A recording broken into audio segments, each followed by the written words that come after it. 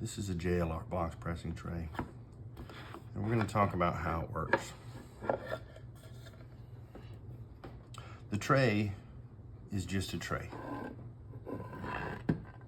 This is the 10-inch model, so we have a 10-inch tray base by 7 3/4 inches. But the magic of this design is in the spacer sets. The idea is that you can use this one tray to press whatever size you want by changing the spacer set. For example, this is a 52 ring spacer set, and we're going to use it to box press these 52 ring gauge cigars. If we wanted to box press 48 ring gauge, we have a 48 ring gauge spacer set right here. And if we wanted to box press 46 ring gauge, we've got a 46 ring gauge spacer set right here. We're going to start with freshly rolled cigars. In this case, these aren't freshly rolled, but we're just making a video. Ideally, this is just part of your process. You're going to bunch your cigars like you normally do and put them in your mold and take them out and wrap them like you normally do. Nothing in that regard changes except for the amount of filler that you're going to put into the cigars. Because the box press changes the geometry of the cigar, it actually, even though the perimeter of the finished box press cigar stays the same as the circumference of your parejo or your round cigar, the area inside of the cigar changes. And so you're gonna fill it with less tobacco. And the average is about 40%, if you can believe it. So if you put 30 to 40% less tobacco in this cigar and then press it down from a 52 to whatever its finished dimensions are, you're gonna retain the same draw. And that's the goal. So we take our freshly rolled, lightly filled cigars, and after they're wrapped, and put them in the box pressing tray. And we're gonna demonstrate how that works. We're gonna take our 52 ring gauge spacer set here. You can see that these come stamped with the ring gauge on them. We're gonna alternate one spacer and then our cigar, all the way down. Now this is a little bit of a different design on the spacer set than what we started with here. A few of you may have spacers already in your box pressing trays, a set that includes one less than what we have here.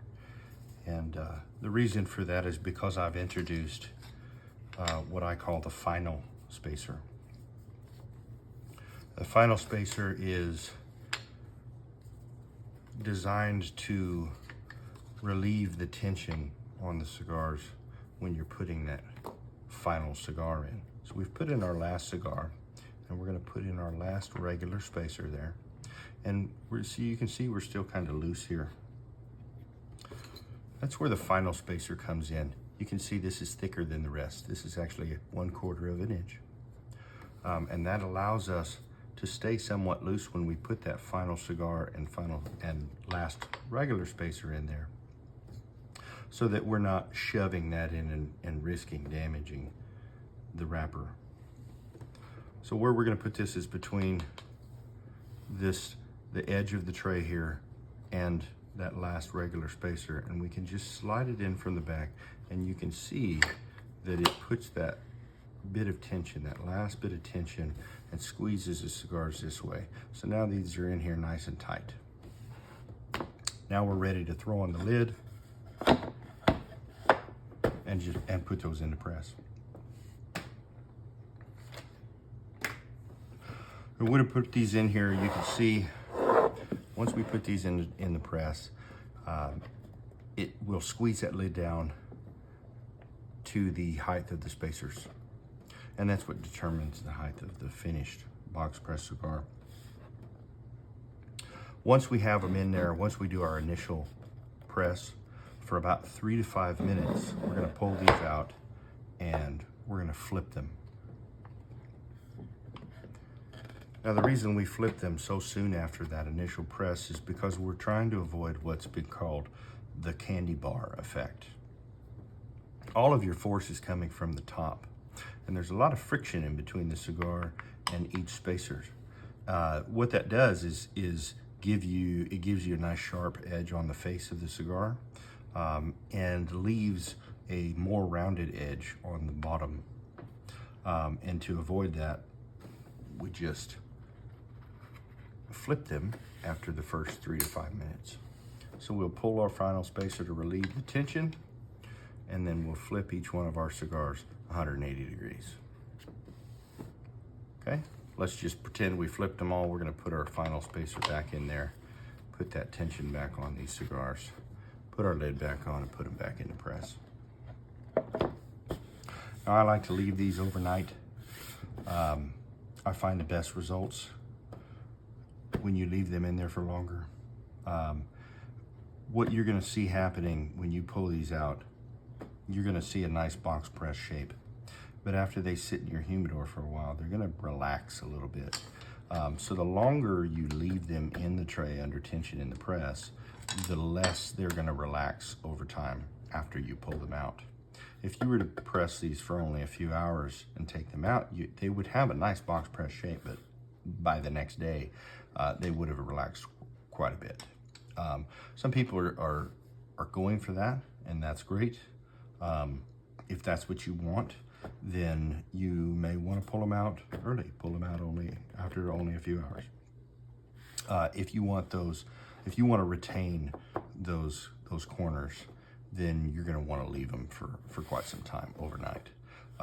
For those of you that are ordering a sharper profile, you're definitely going to want to leave them overnight.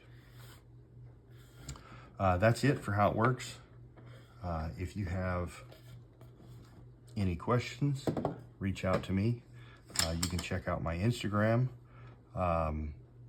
JLR_cigar, or shoot me an email at jlrcigars@gmail.com. You can also find me on Facebook at JLR Cigars. Cheers.